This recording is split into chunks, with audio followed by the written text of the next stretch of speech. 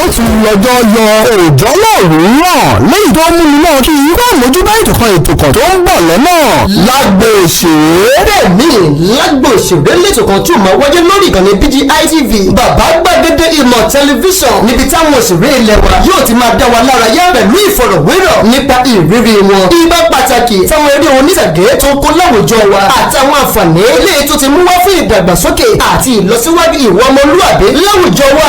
lágbo òṣèré ni ètò tí ó máa wáyé ní gbogbo ọjọ́rú Wednesday àti ọjọ́ àbámẹ́ta Saturday ní gbogbo ọ̀sẹ̀. ẹ wò ó ìgbà tuntun bá báyìí ní ṣe bá lẹ gbọmígbọmí ọkọ̀ tó tó ọkọ̀ òun ní ṣe bá lẹ odò pátápátá ẹ máa pàdé àtọkùnrin tí wọ́n máa gbé yín wọnú agbámẹ̀tò náà pẹ̀lú gbogbo ìròyìn tó ń lọ lágbà àwọn òṣèré ẹ máa pàdé Samuel Owóyẹmí fẹlẹfẹlẹ láyé.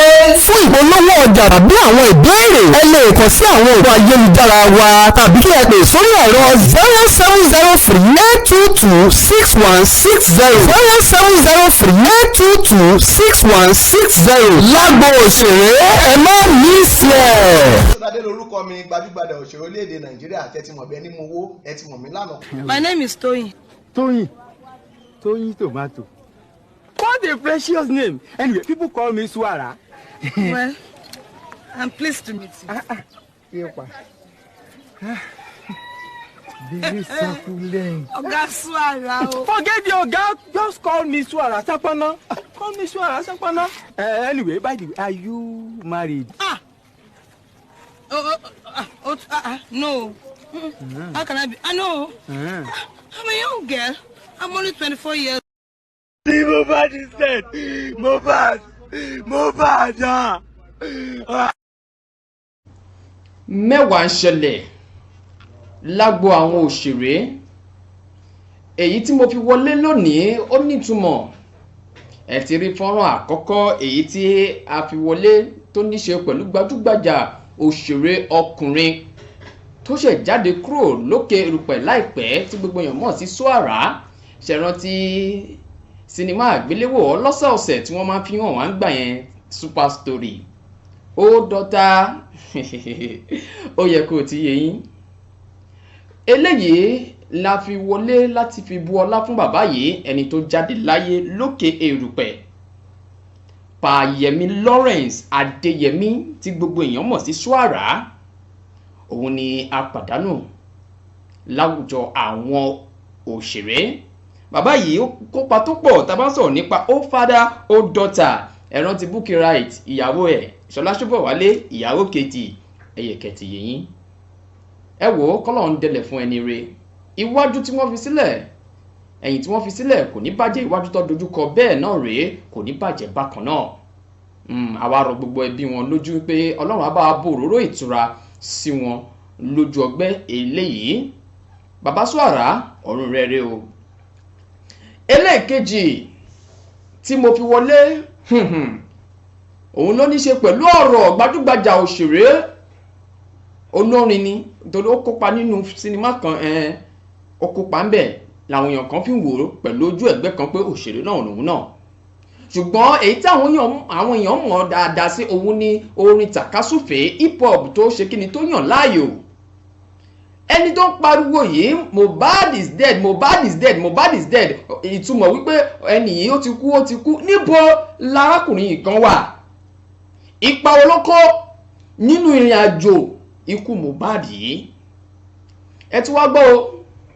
Àwọn èèyàn pè fún àyẹ̀wò DNA wípé kì í ṣe Mobahd ló ní Liam nìyí òun lórúkọ ọmọ tí gbogbo èèyàn gbàgbọ́ pé Mobahd fi sílẹ̀ lókè erùpẹ̀ kó tó jáde kúrò lókè erùpẹ̀ èyí tí Ọmọ́wùmí ìyàwó rẹ̀ tí ó bí fún. Ṣùgbọ́n wọ́n mọ̀ wípé àṣírí kan ó ṣe bẹ́ẹ̀ ó ti tú sí gbagba wálíà.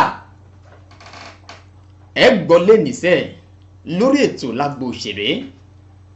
Àti wípé Naira Marley náà òun náà padà sọ̀rọ̀ lẹ́yìn ọ̀pọ̀ ọjọ́ tó sá lọ síbi kọ́lọ́fín. Ó ti sọ̀rọ̀ ó jẹ́wọ́ ohun tó mọ̀ nípa ọ̀rọ̀ yìí. Ẹ máa gbọ́ lẹ́nìí máa túṣu désàlẹ̀ kòkò fún yín. Ibo ni iléeṣẹ́ ọlọ́pàá ibo ni wọ́n dé dúró lórí iṣẹ́ ìwádìí lórí àyẹ̀wò òkú tí wọ́n ṣe fún òkú Mobahd.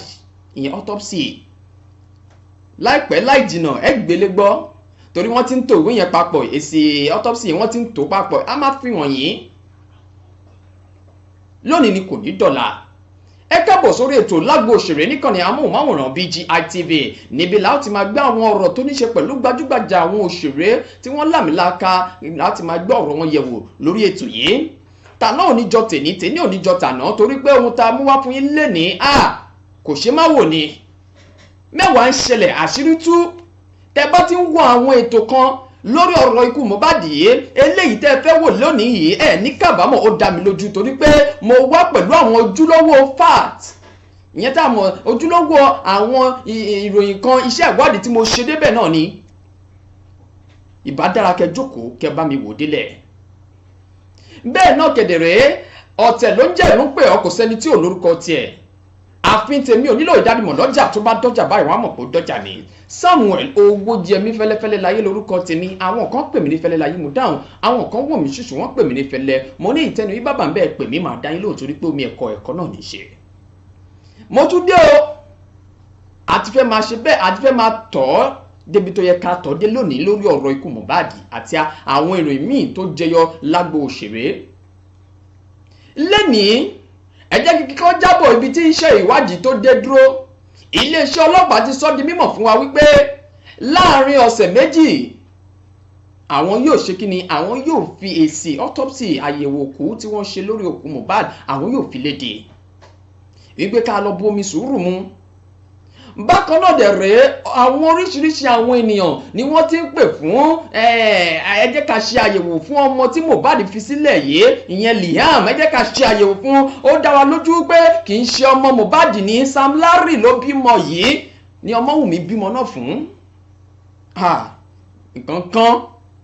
ìkànkan ètò tòní mo fẹ́ fi ṣe ìrànlọ́wọ́ fún iléeṣẹ́ ọlọ́pàá orílẹ̀-èdè Nàìjíríà ni torí pé ọ̀rọ̀ tó ń wà nílẹ̀ yìí ó gbọ́dọ̀ débi tó yẹ kó dé a gbọ́dọ̀ ṣe ìrànlọ́wọ́ gẹ́gẹ́ bí ipa táwa lè kó nínú ọ̀rọ̀ yìí. Bákan náà àwọn èèyàn kan náà sọ̀rọ̀ gbajúgbajà pásítọ̀ kan lórílẹ̀‐èdè Nàìjíríà ó sọ di mímọ̀ mo ń bọ̀ lórí yẹn. Bákan náà ǹjẹ́ mọ̀ wípé àwọn ọmọ ilé ìgbìmọ̀ aṣojúṣòfin orílẹ̀‐èdè Nàìjíríà lánàá wọ́n máa ṣe ìdákẹ́rọ́rọ́ fún ikú Mohbad wọ́n dẹ̀ ṣèlérí láti ṣe kíni láti tọpinpin ibi tí ọ̀rọ̀ náà ti wọ́ wá èyí tí arígbọ́n lọ́dọ̀ àwọn ilé-ìgbìmọ̀ aṣòfin nìyẹn. Bákan náà ẹ̀ka iléeṣẹ́ tí ń rí sí ọ̀rọ̀ ètò ìdájọ́ lórílẹ̀‐èdè Nàìjíríà àwọn náà dìde wọ́n ní láìpẹ́ ìyẹn judiciary rẹ̀ pé láìpẹ́ láì jìnnà àwọn náà yóò bẹ̀rẹ̀ iṣẹ́ ìwádìí àwọn yóò kún iléeṣẹ́ ọlọ́pàá lọ́wọ́ lórí ọ̀rọ̀ ikú Mohbad yìí. Ẹ wò ó máa jọ fún yín lẹ́yọ kọ̀ọ̀kan lónìí. Ǹjẹ́ ẹ jẹ́ mọ̀ wípé ẹ wo fọ́rọ̀ kan níbi tí Mohbad ti lọ ra mọ́tò tí wọ́n ti mú lọ pé tó ti ń wo mọ́tò òun lẹ̀ wòye ẹ wojú àwọn méjèèjì dáadáa ẹ wojú wọn dáadáa ẹ wo ẹni tó wà lẹ́yìn ẹ̀yẹn àtẹni tó wà wájú ẹ wojú wọn dáadáa ọ̀rọ̀ adórí wọn lónìí. Ìyẹn túmọ̀ wípé Mohbad yìí òun náà ó ti lọ pẹ̀lú ìyàwó rẹ̀ wọ́n ti lọ ṣe àyẹ̀wò DNA fún ọmọ yìí wípé ọmọ yìí kì í ṣe ọmọ rẹ̀. Ǹjẹ́ Mohbad náà mọ̀ ń pa ẹ̀? Àní ètò tòní mo fẹ́ fi ṣe ìrànlọ́wọ́ fún gbogbo iṣẹ́ ìwádìí tí oníkálukú ti ń gbé lọ́tún lọ́sì. Gbajúgbajà akọ̀ròyìn obìnrin Kẹ́mi Olúnlọ́yọ̀ ó sọ ọ̀rọ̀ kan táwọn èèyàn kan ò kọbi ara sí nípa ti DNA yìí ṣùgbọ́n ní báyìí ọ̀rọ̀ náà ó fẹ́ ní ìtumọ̀ báyìí ó dẹ̀ ti ní ìtumọ̀ ẹ má yẹ ká kó dànù. Èyí tó tún wá tẹ̀lé òun ni ti fọ́nrán tí mo fẹ́ fi ràn yín yìí tó ní ṣe pẹ̀lú iṣẹ́ ìwádìí tó ń lọ lọ́wọ́lọ́wọ́ lórí ọ̀rọ̀ ikú Mohbad. Nígbà tí èmi náà rí mo rí pé ohun tí arákùnrin yìí sọ nǹkan kì í ṣẹ̀ṣẹ̀ ràgó. Ó sọ déjú pé iléeṣẹ́ ọlọ́pàá ẹ jọ̀ọ́ torí Ọlọ́run ẹ gbọ́dọ̀ ṣe iṣẹ́ yìí gẹ́gẹ́ bí iṣẹ́ lórí ọ̀rọ̀ yìí torí ọ̀rọ̀ tí arákùnrin yìí tí ó sọ báyìí a nílò láti ṣe kíni láti pe àkíyèsí ara wa sí kì í ṣọ̀rọ̀ lásán o. Ọmọ́wùmí obìnrin ẹ jẹ́ kí n dákẹ́ níbi tí mo dé dúró yìí ẹ wo fọ́nrán yìí bẹ́ẹ̀ bá wò ó eléyìí ni fún iṣẹ́ ìwádìí tí iléeṣẹ́ ọlọ́pàá ń ṣe lọ́wọ́lọ́wọ́ eléyìí á ṣèrànlọ́wọ́ fún wọn ẹ gbọ́. This boy is not the son of Mobahd. That boy is the son of Sam Larry. That boy is the son of Sam Larry. That boy is not the son of Mobahd. That's the reason why when a very dark man started talking about DNA test for the boy, instead of the wife of Mobahd agitating, it is the sister to the wife of Mobahd that was agitating. Follow me. Back then in the Malian house, they lived together.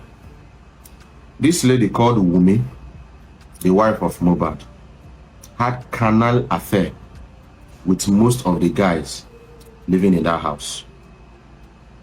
It was so serious that they don't have protection. They just do it raw. Very rough lifestyle. If you've listened to different audios and videos coming up about what happens in the Malian house, it's like a brothel. A lot of things are there happening there. It happened that finally Mobahd fell in love with the girl, married the girl. Whether they are legally married or not, I don't know about that. But this year, 2023, when the boy was born, the boy had some similarities, physical, facial similarities, not with Mobahd, not with Wumi, the wife of Mobahd, but with Sam Larry. So an internet user picked up the picture and said, this child looks like Sam Larry, not Mobahd. Trust internet. And it generated some house in the Malian house, some issues in the Malian house. And they all traveled to Dubai for a DNA test. So the DNA test that Nigerians are talking about, it has been done. It has been done months ago. People that went to Dubai, Naira Marley, Sam Larry, Wumi, that is Mobahd's wife, Mobahd, and another young guy that I will speak about. They were 5 in number that were there in that DNA center in Dubai. After some hours, the DNA test came out and it was verified that that boy does not belong to Mobahd. That boy belongs to Sam Larry. Mobahd was heartbroken. He lost the child, he lost the girl, and refused to give the child to Sam Larry. And they were made to swear secrecy, not to say anything. So that child belongs to Sam Larry, not to Mobahd. All the money that has been sent to that child, if nothing is done now to do something about it, Sam Larry will take that money later. Biologically, with proof, DNA test, Sam Larry is the father of that child. That is information number 1. Everybody is shocked, but that is the truth. The second information is about that guy that we've been looking for. We all have been looking for this guy. That fair guy with a dreadlocks. That guy, his name is Sanusi. He's based in Dubai. I will tell you what brought him to Nigeria. He came to finish up a job which he has finished up, and as I speak, he has returned to Dubai. That guy is a Yahoo guy in Dubai, he's a crypto guy in Dubai, and that guy is a boy to Sam Larry. That guy came back to Nigeria with them after the DNA test. And that guy was first seen, the first time the internet picked that guy's face was when Mobahd went to make a part payment for a car, a Range Rover car. I've shared the video here. Watch that video again. I'm not going to share it again. If you watch that video again, you're going to see that Mobahd and another guy came down from the car to meet the dealer of the car. Mobahd and one guy came down from the car they drove in with to the car shop, and the dealer of the car welcomed them. Then another video in that same car dealership showed Sanusi, the guy with dreadlocks, fair guy with dreadlocks. Where did the guy come from? The guy didn't come with Mobahd. The guy was already there in the car dealership center. The second place that we saw the guy was in the bus. That car is a Sienna car or a Lexus car. It's like a hatchback car. Where they were saying Mobahd is dead, Mobahd is dead, Mobahd is dead. That guy there. And if you watch, he was just thinking. That was the second time we saw him. Accurate information gathered is that that video that they said Mobahd is dead, Mobahd is dead. Mobahd's wife is in that car. The nurse that injected Mobahd is also inside that car. But because of the facing of the camera, if you watch very well, the guy that had that camera was with the guy that's the dreadlocks guy. Someone else was there, so Mobahd was lying down. Mobahd was given an injection.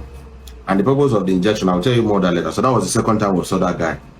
The third time we saw that guy was in a picture captured where Iyabo Ojo came to pay condolence. That guy was there. So I don't know what that guy is doing everywhere. He's always everywhere. So it goes to show that number one, evidence number one, Mobahd now love killer. He loved the girl, loved the child, refused to give out the child to Sam Larry, the father of the child, which is verified by a DNA test done in Dubai. 2, he had frenemies around him. How will you know that this guy is a boy to Sam Larry and you brought him close to yourself? That's a lesson for everybody. Know the people you bring close to yourself. In the world now, a close friend to your enemy might also be your enemy. A close friend to your enemy might also be your enemy. That is one thing. The third thing I want to bring up here is this. Why do they want Mobahd dead? That's the question. It's simple. They want Mobahd dead because Naira Marley is owing Mobahd 300 million naira, which is the revenues. You know, Mobahd is a songwriter and he wrote almost all the songs in the Malian record. So his share was 300 million naira. Naira Marley no one give him the money, doesn't want to give him the money. Secondly was that few months ago, Mobahd released a very big album, a very powerful album, and that album was really trending. As of today, as I'm speaking now, today is 26th of September. As I'm speaking right now, that video has generated more than 1.7 billion. That video has generated more than $2 million, and of course, it's still generating. So they want to take him out of the picture. You don't want to give the son to the owner, no problem. Let's take you out of the picture. The world will think that the boy is your son, because only 6 to 7 people know the real father of the boy, that the father is not Mobahd. So the plan is to take Mobahd out of the picture, let the son inherit the wealth, and the thing comes back to Sam Larry. That's some of the reasons why they want to take out Mobahd. How about the nurse that injected Mobahd? That nurse is a friend to Wumi. Wumi is the wife of Mobahd. That nurse injected Mobahd with something, and the purpose of that something is to help him relax for like 18 hours to 24 hours. From the hospital, listen to a voice note that a guy was making, that they rushed him to the hospital and rushed him out. Yes. From the hospital, they rushed Mobahd into the car. They didn't take Mobahd to the mortuary. They took Mobahd straight to the casket dealer. So all this is well arranged. So I wonder the kind of wickedness in the heart of human beings. May God help us. Protect yourself. Oh. This life get as it be now. The world don't go. They took him straight to the casket dealer. Now, that car that Mobahd was trying to raise his head, we suspect that that was when they offed the video and broke his neck. Suspecting. So we are suggesting to the Nigerian police to check that guy's neck if it was broken. If a neck is broken, it should be obvious. If a neck is broken before someone died, it should be obvious. Through the autopsy, it can be checked. So they took him to the casket dealer, made a casket for him. So the neck was broken before they put him in the casket. That was why when they saw the video that was exhumed, he saw blood in that particular angle that the neck belonged to. Why didn't the blood show in other places? It showed that the neck was broken. So that furniture, that coffin maker is a suspect. They brought him back. They didn't take him to the mortuary. So why all the rush to cover up the track? Now, another thing was that they brought Mobahd back and they wanted to bury him that night. The father wanted to bury him that night. But for some interferences of some chieftains in that environment, they didn't bury him that night. They hurriedly buried him the next day. No memorial service, no canopy, no church prayers. He's a Christian. Mobahd is a Christian. The father is a Christian. Nothing. They just threw him to the ground and brought one guy to plaster the whole place to cover the track. That was exactly what happened. So their plan was to totally take this guy out of the picture. Totally take this guy out of the picture.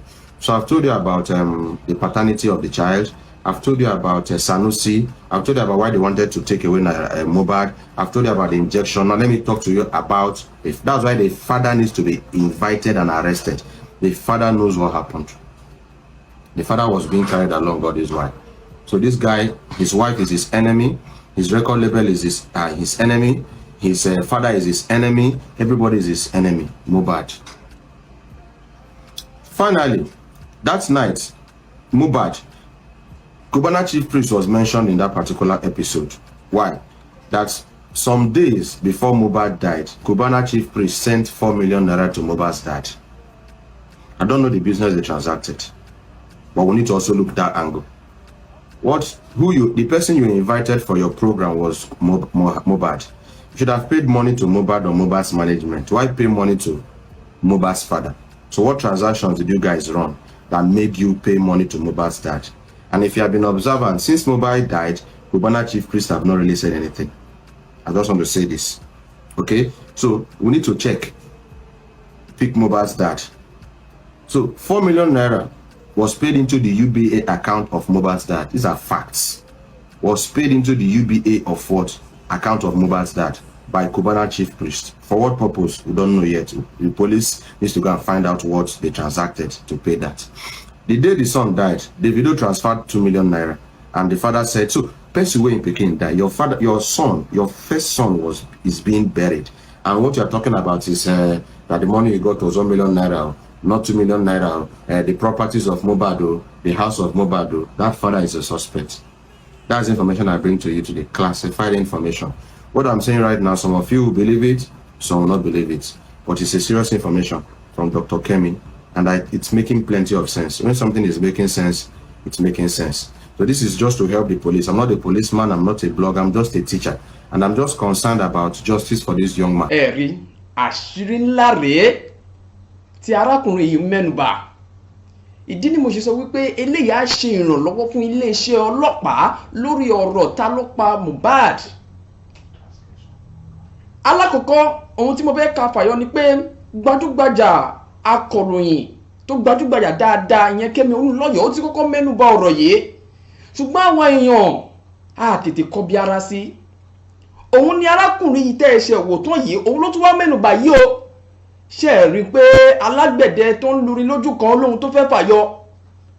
Ẹ̀yin iléeṣẹ́ ọlọ́pàá aròyìn aṣeyín pẹ̀lẹ́ wípé kẹ́ ṣe iṣẹ́ yín bó ṣe yẹ kẹ́ ṣe ní pé à ń kọ yín níṣẹ́ yín o.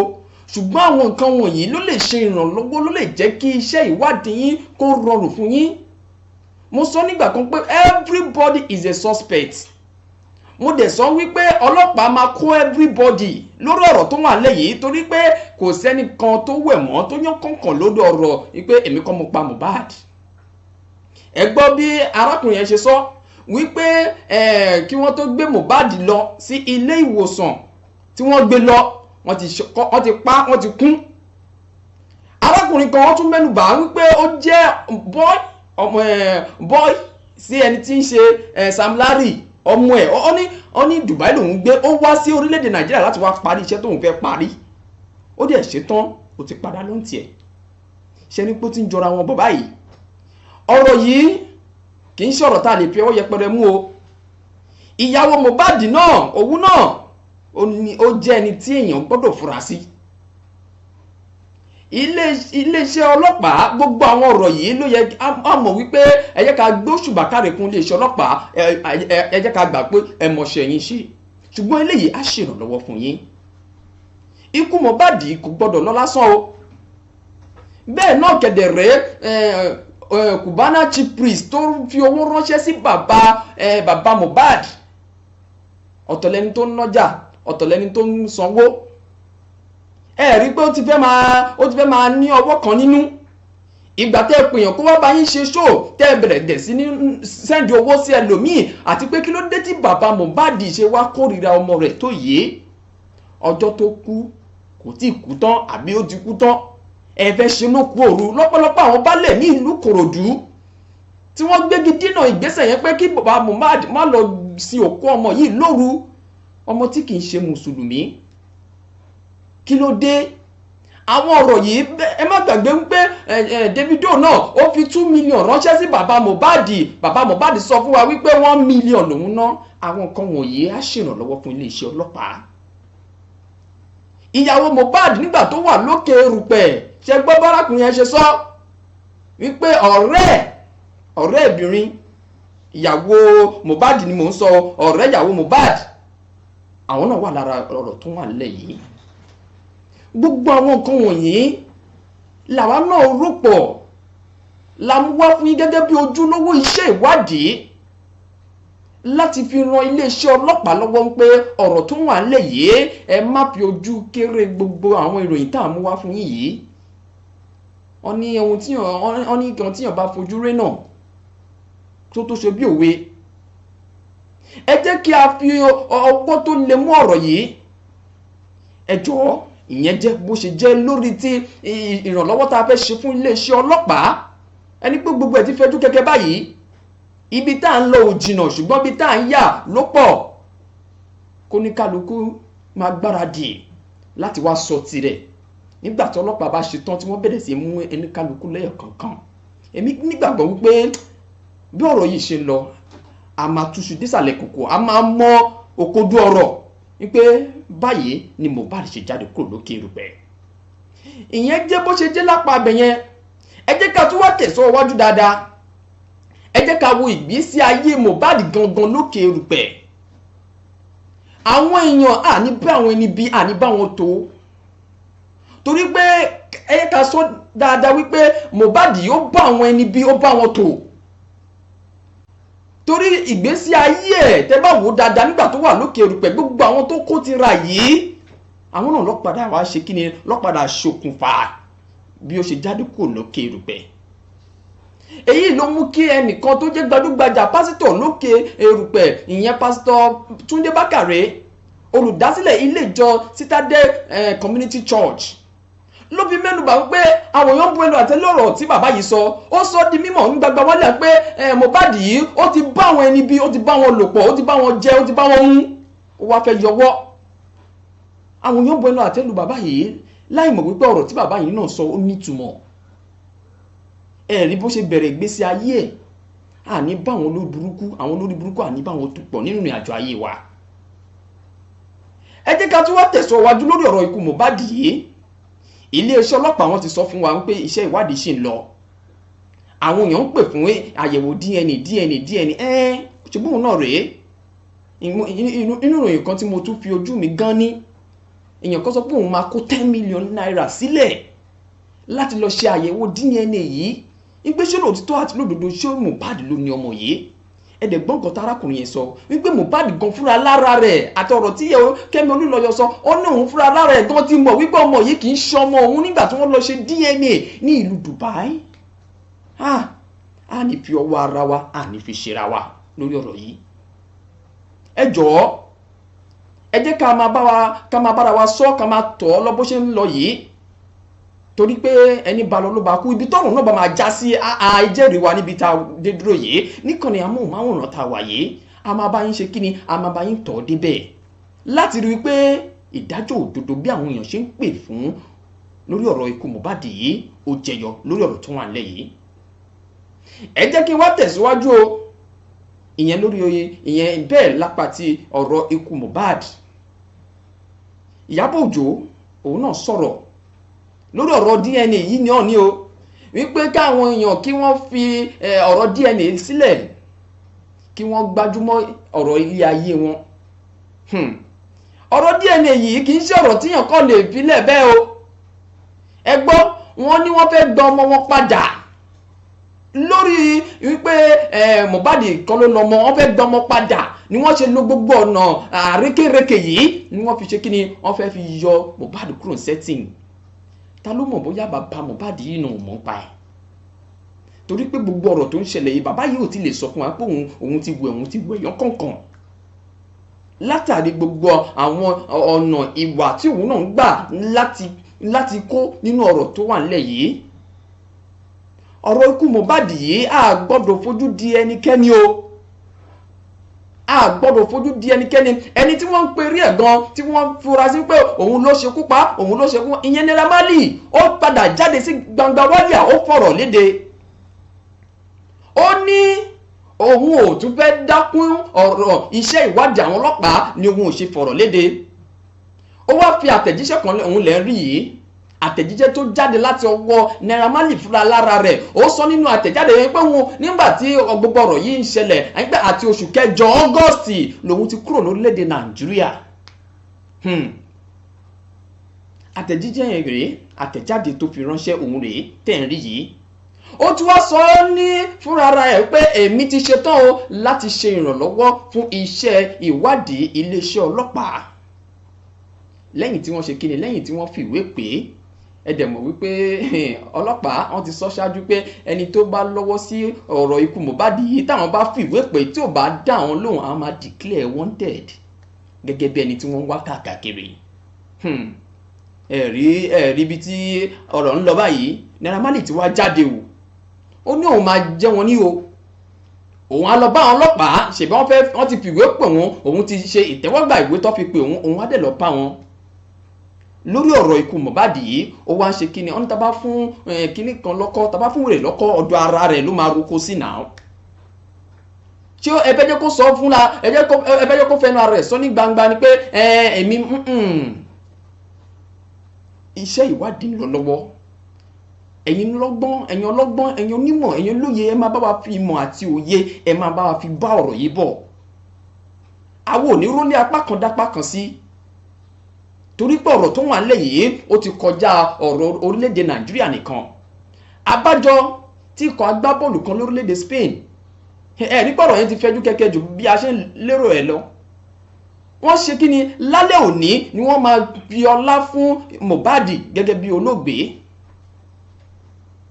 Wọ́n wò wípé kí ni ìbáṣepọ̀ tó wà láàrin Mohbad àti ikọ̀ agbábọ́ọ̀lù yìí lórílẹ̀-èdè Spain. Rí ọkọ̀ pọ̀ ọmọ ológo, wọ́n pàdánù. Ibi tí ọ̀rọ̀ ikú ẹ̀ ti tàn káàkiri dé lórílẹ̀-èdè àgbáyé, mo lérò pé tó bá wà lókè erùpẹ̀ gan-an ṣó lè rìn tó yẹn.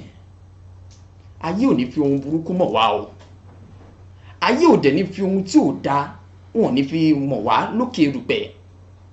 Ògódé ẹ̀mí pin kò ní jẹ́ ìpín gbogbo wa àti gbogbo àwọn ọ̀dọ́. Ohun burúkú ni kí mọ̀jẹ̀sí tójú ìyá rẹ̀ rí ọ̀run alákejì. Ẹ̀yin òbí ẹ̀ ní fojú sunkún àwọn ọmọ o, àsìkò tó bá ti jiná tán wọn ní fi ń ṣe àwátì. Lórí ọ̀rọ̀ ikú Mohbad yìí, iṣẹ́ ìwádìí ń lọ lọ́wọ́lọ́wọ́. Màá fẹ́ jẹ́ ká gbọ́ ọ̀rọ̀ tí Ìyábọ̀ Òjó sọ lórí ọ̀rọ̀ ikú Mohbad yìí. Ẹ jẹ́ ká gbọ́ ohun tí Ìyábọ̀ Òjó sọ lórí ọ̀rọ̀ DNA kò ṣe DNA yìí. Òun náà rí nǹkan dìmú. Ẹ jẹ́ ká gbọ́ láti ẹnu Ìyábọ̀ Òjó ká tó wá fẹ́ lójú dáadáa sí. Kò tán síbẹ̀ o, àṣírí ti tú o, mẹ́wàá ń ṣẹlẹ̀ lágbo òṣèré. And that's when they said anybody that has information should come out, and which they have been doing.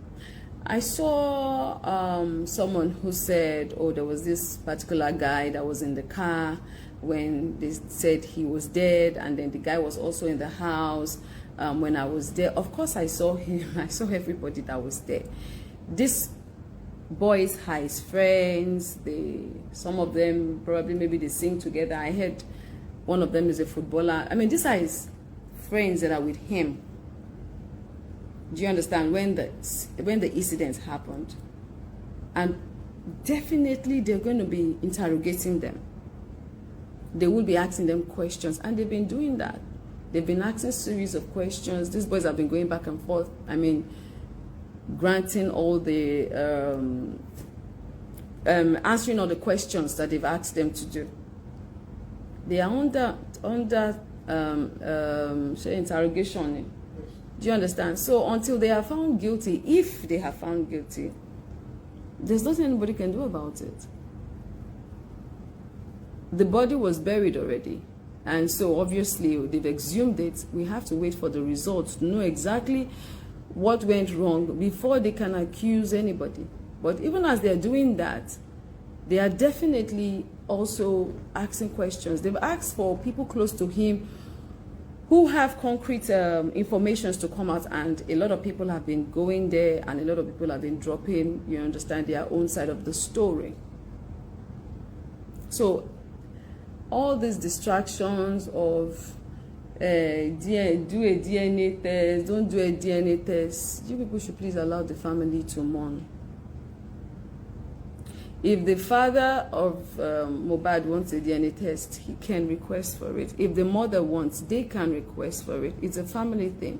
But until the final result comes out, or the final result from the autopsy come out, there's really nothing they can do about it. Nobody, I don't have a right to tell them, please do a DNA test. Mobahd never said to anybody that his son was not his son.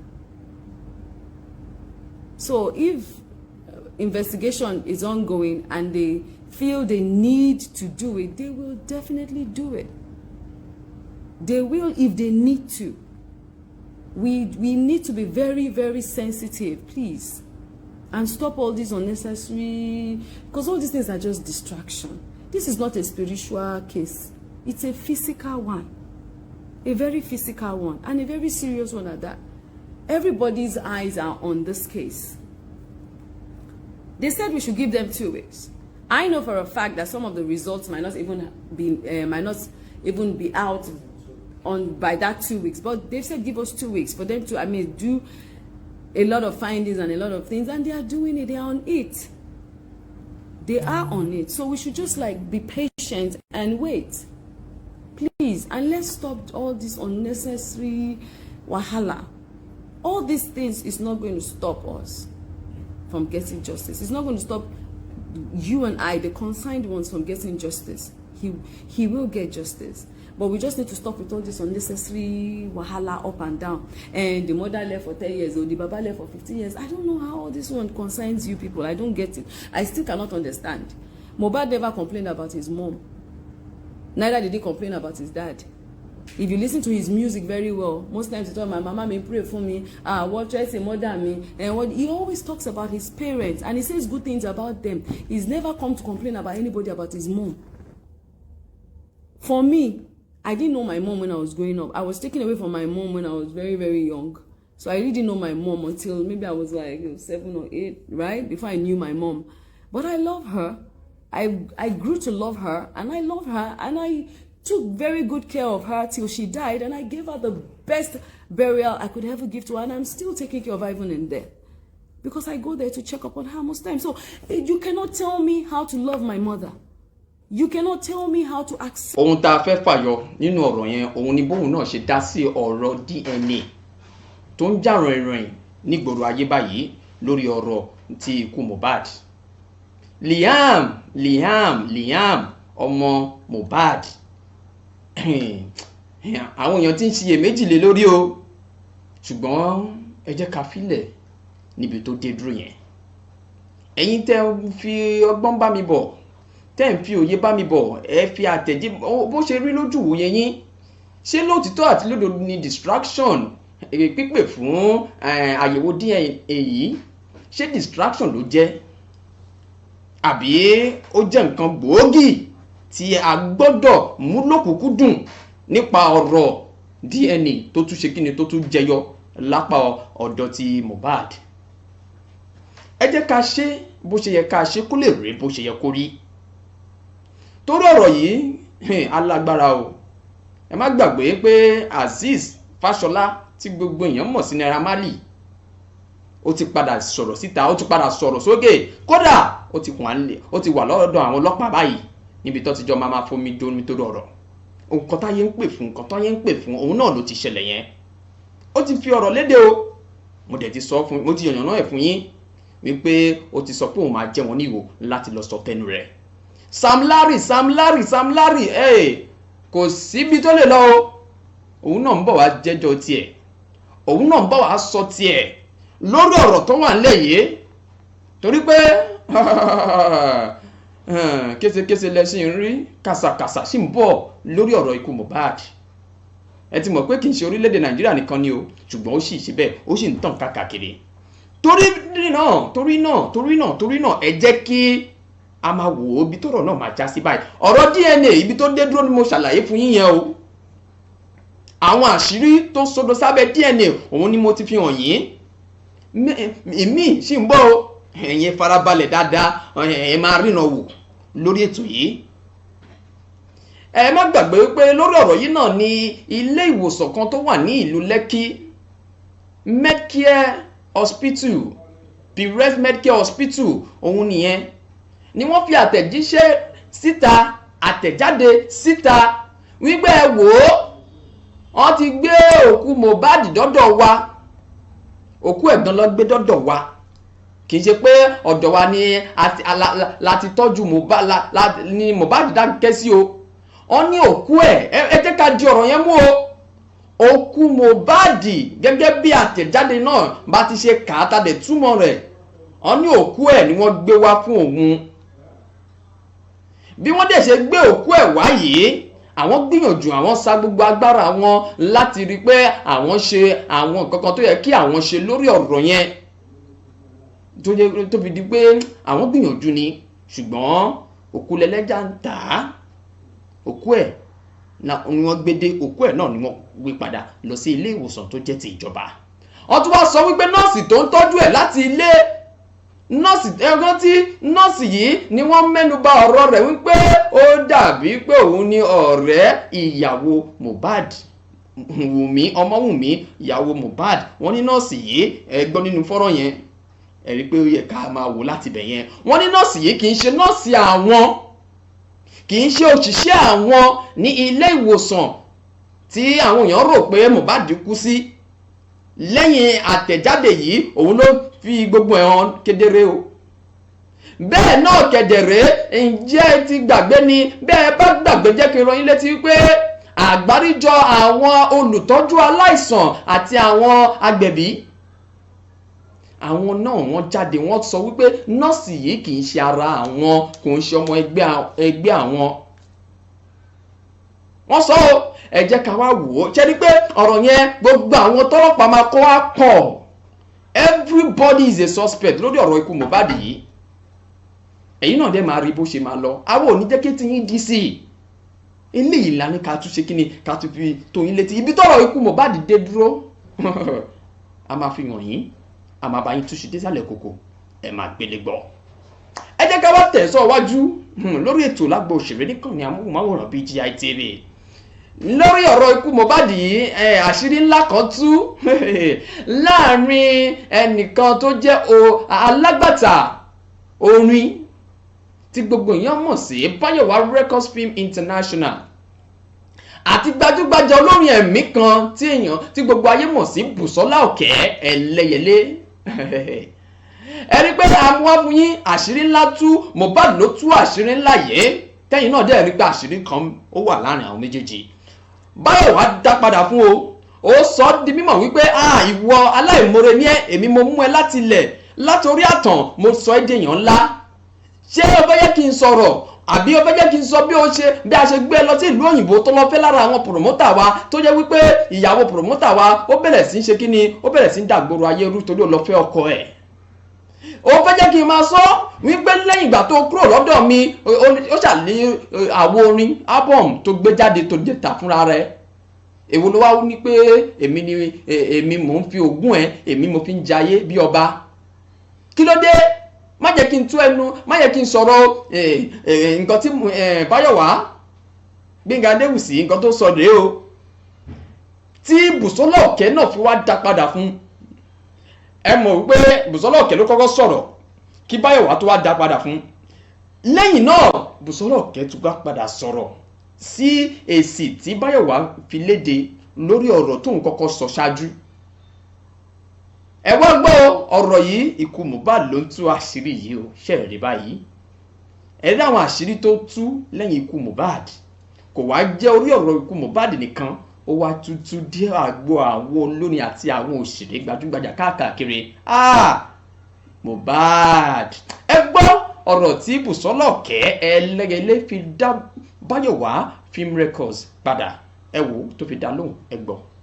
láti kíkọ́ fi donate fún mi tani nínú live video mi láti last week tí Mohbad ti kú, my followers can say that mo ti ń ṣe live video every day fún Mohbad. mi ò ever sọ̀rọ̀ Báyọ̀wá now. I don't even know how it came out that day. I don't even know what happened, what came over me that day tí mo tẹ̀ fi dárúkọ. I don't even know. mo ti ń ṣe live video fún Mohbad láti last week. Did I beg for money on my live video? Did I beg for money on my live video? I was only advising people pé kó ṣọ́ra nítorí orí ẹ̀dẹ̀. Báyọ̀wá Gbénga Adéwùsì, don't let me talk. Ọ̀rọ̀ ń gbénú mi gan tí mo lè sọ. Àmọ́ ìwọ̀nba tí mo ti sọ mo ti ṣẹ̀yà mi. My mother told me never to talk. Wọ́n ní mi wá catch cruise. I saw your message, I copied it. Mo copy yẹ torí ọjọ́ iwájú. Several times wọ́n ti mú ìwé wá. Ìwé ẹjọ́ pé kájọ pàdé ní court lé ní intellectual property mi. You will not receive it. At the time, you didn't even have any address. Sọ fún ọmọ Nàìjíríà Báyọ̀wá Gbénga Adéwùsì, Bàbá Àtùnú, sọ fún gbogbo ọmọ Nàìjíríà ibi tó ti fún mi gratitude mi owó tó ń pa lórí YouTube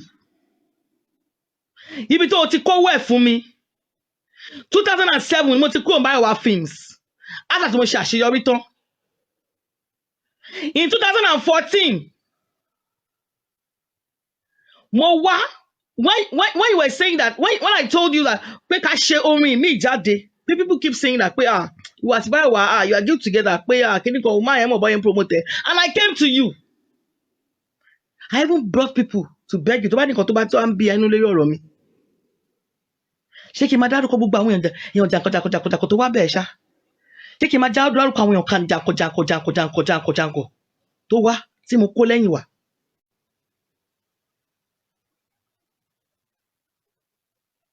You said later you said that kò sówó bí tẹ́tẹ́lẹ̀ mọ́ kò sówó promotion kankan mọ́ kíníkan any promotion we no okay fine máa gbé promotion mo léèyàn tó máa sponsor tó máa ṣe everything a ṣe poster a tẹ CD jáde a ṣe everything a ṣe poster a tẹ CD a ṣe everything jáde tán mo dẹ̀ pé bàbá wọ́n ti ń kó gbogbo ẹrù yẹn bọ̀ and you called the person I was dating ẹni tí mo fẹ́ gbà yẹn you called him and begged him for money that he should give you money and he said he will get back to you later because he did not give you money you stopped picking my call the last time you now pick later when you picked my call you said ìwà àtọkọ ẹ ti rí àṣírù. I will never forget that statement. I have it recorded somewhere. But má ṣe máa wá memory card káàkiri ni. Ìwà àtọkọ ẹ ti rí àṣírù. Ẹ wá pẹ́rù wá kémi máa tà. Ẹ wá kémi máa tà. Ẹ ti rí àṣírù. Má kó kọ̀kọ̀ wá síbí báyìí o. Má dẹ̀ pé aago yìí mọ́ láyéláyé ẹ̀. Ẹsẹ̀kẹsẹ̀ mo pè ya ní wúrà mo ní ẹ gbà mí. Bayowa ló sọ wípé òṣòwò fún promotion kọ̀ọ̀kan bẹ́ẹ̀ pé I decide láti take care wọ́n ní a plan lọ́ọ́ ṣe gbogbo ẹ̀. He was now telling people pé bàbá sùwé tóun tó yẹ kóun lò níbi swagger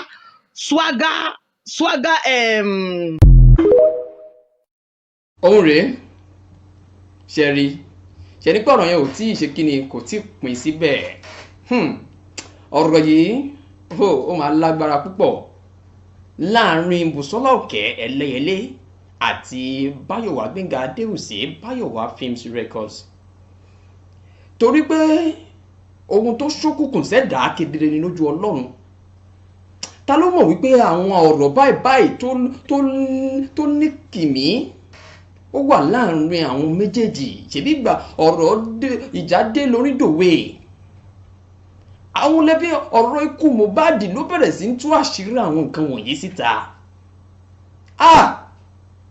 Mẹ́wàá ń ṣẹlẹ̀ lágbo òṣèré ẹ̀yin tẹ́ gbọ́ àlọ níbi tá a bá ọ̀rọ̀ yẹn dé lọ́jọ́ sí òun náà rèé o àbọ̀ rẹ̀ rèé àbọ̀ tá a mú wá rèé ẹ̀yin náà tún wò ó lápá ohun tí Bùsọ́lá Òkè Ẹlẹ́yẹlé sọ yìí lórí ọ̀rọ̀ ohun tó ṣẹlẹ̀ láàrin àwọn méjèèjì ẹ̀yin náà fòye gbé ẹ fi ìmọ̀ gbé níbo lẹ́yìn tún rò pé ó kù sí àbí kò tí ì tán nǹkan sì ń bá nǹkan bọ̀ Bayowa òun náà àtújáde àtúnsọ tiẹ̀ ṣe ń rí bó ṣe ń lọ báyìí ẹ̀yin èèyàn a mọ̀ wípé kò ní tán síbẹ̀ torí pé ọ̀rọ̀ yìí bí ti Mobahd ṣe ń lọ lẹ́gbẹ̀ẹ́ kan ní ti Bùsọ́lá Òkè Ẹlẹ́yẹlé náà ń lọ lápá ọ̀tún. Ẹ wò èmi ò ní sọ jù bẹ́ẹ̀ lọ lórí àwọn méjèèjì ṣùgbọ́n àtẹ̀jíṣẹ́ kan téèyàn kan fi ránṣẹ́ ó ní ó ti ń ṣe bọ̀ ọjọ́ ti pẹ́ eléyìí la fi ṣàṣemọ́ jẹ́ ká wò ó ọ̀rọ̀ tó wà nílẹ̀ yìí àwa náà bá débi tó máa lápẹ̀rẹ̀ ikú Mobahd ló ń tú àṣírí yìí o ìròyìn kan tó jẹyọ ní kò pẹ́ yìí ni pé wọ́n sọ di mímọ̀ wípé ilé ẹjọ́ májísírèètì tó fìdí kalẹ̀ sí ìlú Ìkòròdú ìpínlẹ̀ Èkó wọn yóò bẹ̀rẹ̀ ìgbésẹ̀ iṣẹ́ ìwádìí tiwọn lórí ọ̀rọ̀ ikú Mohbad. Wọ́n ní wọ́n máa bẹ̀rẹ̀ ní ọjọ́ Ẹtì Friday yìí ni wọ́n máa bẹ̀rẹ̀. Wọ́n ní àwọn rí eléyìí gbà gẹ́gẹ́ bí àròkò tí wọ́n fi àkọlé sí láti ọwọ́ iléeṣẹ́ òfin ti Falana and Falana Chambers.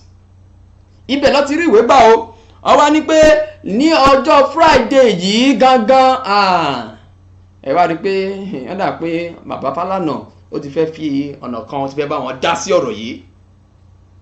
Ìròyìn tó ń jẹyọ ní wákàtí yìí bí mo ti ń ṣètò òun ló ń jẹyọ yìí tí mo sì ń rí tí mo sì ń láǹfààní láti mú wá sí etí ìgbọ́yín. Wọ́n ní àwọn fẹ́ mọ ìdí pàtàkì, àwọn fẹ́ mọ òfin tó àwọn kan tó sodo sábẹ́ ikú òjijì ikú Mohbad. Òun ni mò ń túmọ̀ fún yín o, èdè Gẹ̀ẹ́sì ni ṣùgbọ́n mò ń gbìyànjú láti túmọ̀ ẹ̀ fún yín. Wọ́n fi ránṣẹ́ sí adájọ́ magistrate Mojísọ́lá Dàda ti ilé ẹjọ́ magistrate tó fìdí kalẹ̀ sí ìlú Èkó wípé ẹ wò ó níbi tọ́rọ̀ dé dúró yìí àwọn nífẹ̀ẹ́ sí ọ̀rọ̀ náà, wípé àwọn sì fẹ́ jẹ́ kí àwọn ọmọ orílẹ̀-èdè Nàìjíríà ní ìrètí pé ọ̀rọ̀ yìí kò ní kú sáké, kò ní kú sóko, kò ní kú sọ́nà bí èéfín. Èyí ni mo ní kí n fi tó yín létí o lórí bí ọ̀rọ̀ náà ṣe lọ lọ́wọ́lọ́wọ́ báyìí. Ó máa bẹ̀rẹ̀ ní ilé ẹjọ́ magistrate lóyún ọ̀sẹ̀ tí a wà yìí. Ẹ jẹ́ ká wò ó, ṣe ni pé gbogbo ẹ̀ tí fẹ́ máa ṣe kí ni, ọwọ́ ti fẹ́ máa kanwọ́ lórí ọ̀rọ̀ ikú Mohbad. Ó dáa, ẹ jẹ́ ká máa fi yẹn ṣe lọ lónìí torí pé ẹni bá lọ ló bá kú, a kì í wí bẹ́ẹ̀ ká kú bẹ́ẹ̀, ó tán lẹ́nu kù síkùn. A máa sọ ti bàbá wa Lawrence tí gbogbo èèyàn mọ̀ sí Suara tí wọ́n ṣe bẹ́ẹ̀ tí wọ́n jáde kó lókè èdùpẹ̀. Ẹ wọ́n rántí bàbá yìí tí wọ́n kópa pàtàkì nínú sinimá ọlọ́sẹ̀ọ̀sẹ̀ àgbéléwò Oh My Daughter. Bàbá yìí ọ̀run rere o. Àwọn èèyàn tí wọ́n wo Super Story láyé ìgbà náà wọn ní gbàgbé iṣẹ́ àti ipa pàtàkì tí bàbá yìí kó nínú sinimá àgbéléwò yìí, ìyẹn Super Story. Àwọn èèyàn wò ó, ẹ rántí ìyàwó àkọ́kọ́, ẹ rántí Bukky Wright, ẹ rántí ìyàwó èkejì ìyẹn Ṣọlá Ṣóbọ̀wálé, ẹ rí bí wọ́n ṣe jọ bára wọn fà á lórí ọ̀rọ̀ yìí nígbà tí a sì ń wo eré náà láyé náà nígbà náà. Tó nírèsí ò bá fi gbámọ́, àwọn tó ti fi sílẹ̀ nǹkan kò ní parun ló jẹ́ kí a máa ṣèrántí bàbá yìí gẹ́gẹ́ bí gbajúgbajà òṣèré tó fi ilẹ̀ ṣaṣọ́bọ̀rà. Pa Lawrence, Suara, akínyìn gbogbo ẹbí olóògbé aròyìn wípé Ọlọ́run á bá wa bò òróró ìtura sójú ọgbẹ́ náà. Bàbá, gbogbo ohun tẹ́ ẹ ṣe lókè erùpẹ̀ kò ní parẹ́ o. Ọlọ́run á bá wa ṣe kí ni, á bá wa bu erùpẹ̀, gbogbo ohun tó fẹ́ dàbí ìdíwọ́ fún yín á bá wa bù kúrò lójú yín láṣẹ ọba aláwùrábí. Ẹ wo eléyìí láfi máa ṣe lọ, máa fi ilẹ̀ pẹ̀lú sinimá tí bàbá yìí tí gbogbo èèyàn fi mọ bàbá yìí dáadáa tí mo kọ́kọ́ fi wọlé. Ẹ̀yin náà yẹn máa wò pé ata ni mò ń sọ, kílẹ̀ yìí náà fẹ́ fi ránṣẹ́ gẹ́gẹ́ bí àtẹ̀jíṣẹ́, kí lẹ rí sí ètò tòní. Ó yá, ẹ bẹ̀rẹ̀ sí ní fi ránṣẹ́ sí abẹ́ comment section wa. Ẹ dẹ̀ má gbàgbé láti darapọ̀ mọ́ wa lójú òpó ìkànnì abánidọ́rẹ̀ẹ́ wa Facebook Gbàgede Ìmọ̀ with Aláwìyé Adébáyọ̀, lórí Instagram Gbàgede Ìmọ̀ _22, lórí YouTube Bàbá Gbàgede Ìmọ̀ TV là ń jẹ́ lórí YouTube. Ẹ má gbàgbé láti subscribe láti máa rí àwọn ìròyìn wa àti àwọn ètò wa wò lọ́lọ́kọ̀ òjọ̀kan bí a bá ṣe múlẹ̀ fún yín. Àyè ṣí sílẹ̀ fún ìpolówó ọjà níkànnì amóhùnmáwòrán BGI TV. Ẹ tà níta kan mẹ́rin kan mi ò tó tà. Afárá tèmi tún ṣí lónìí, ó tún lọ kì í ṣe fún ti kúgìdẹ̀ ń ṣe fún ti àrùn. Samuel Owóyẹmí Fẹ́lẹ́fẹ́lẹ́ láyé lórúkọ tèmi. Àwọn kan pè mí ní Fẹ́lẹ́ láyé mo dáhùn, àwọn kan pè mí ní Fẹ́lẹ́ mo dáhùn, àwọn kan wò mí ṣùṣù wọ́n pè mí ní Fẹ́lẹ́ bákan náà. Mo ní èyí tẹnu bàbá ń bẹ́ẹ̀ pè mí màá dá yín lò torí pé omi ẹ̀kọ́ náà ní í ṣe. Èmi náà kọ́ Ọlọ́run bọ̀ kìlọ̀ fún mi ṣe ní gbogbo ìgbà. Máa wọ ọgbọ́n kún ọgbọ́n ní gbogbo ìgbà kó lè máa tẹ̀síwájú ní gbogbo ìgbà torí pé ọgbọ́n tẹ rí yẹn kò pin síbì kan. Ẹ wo justice for Mohbad ó sì ń lọ lọ́wọ́ o. Ẹni bá lọ ló bá kú. Lórí ọ̀rọ̀ ikú Mohbad àṣírí láti tú ohun mo ti fi hàn yín lórí ètò lágbo òṣèré lónìí, kò tí wàá tán síbẹ̀ o. Ó kù nìbọn ró láàrin Bùsọ́lọ́kẹ́ Ẹlẹ́yẹlé àti Báyọ̀wá Films and Records. Kí ló ń ṣẹlẹ̀ lọ́dọ̀ tiwọn náà? Ẹ wò ó, mẹ́wàá ń ṣẹlẹ̀ lágbo òṣèré o. Ẹ wò ó, ẹ jẹ́ kí n fi yín lẹ̀ pẹ̀lú fọ́nrán bàbá wa tó di olóògbé ìyẹn Pa Lawrence, ẹni tí gbogbo èèyàn mọ̀ sí Ṣọ́ara nínú eré Super Story. Ẹ wò ó, ẹ kàfi ilé ìṣe lọ ọ̀run rere o, Ṣọ́ara. My name is Toyin. Toyin Tomato. What a precious name. Anyway, people call me Suara. Well, I'm pleased to meet you. Very succulent. Oga Suara. Forget your girl. Just call me Suara Sapana. Call me Suara Sapana. Anyway, by the way, are you married? No. How can I be? No. I'm a young girl. I'm only 24 years. My name is Toyin. Toyin.